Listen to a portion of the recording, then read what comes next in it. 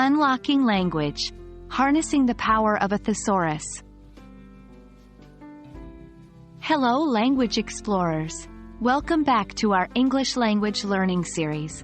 Today we're going to dive into an exciting topic.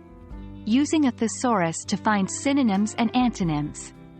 That's right. We're going to unlock the world of words and how they connect to each other, to enrich our vocabulary and make our language expression more vibrant and precise.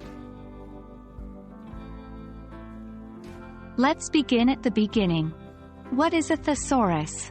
It's not a dinosaur, that's for sure. A thesaurus is a book or a digital tool that groups words that are similar in meaning, called synonyms, and words that have opposite meanings, called antonyms. It's an indispensable tool for anyone who's keen to broaden their English vocabulary. You might ask, why use a thesaurus?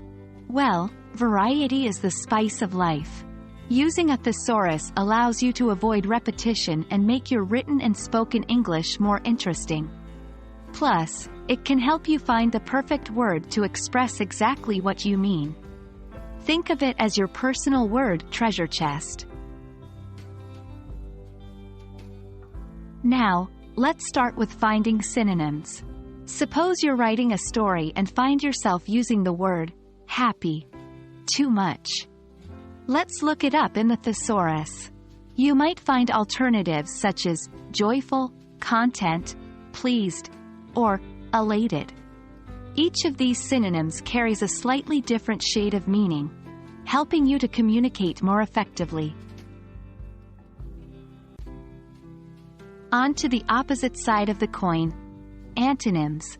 If you need to find a word that means the opposite of happy, the thesaurus can help you there too.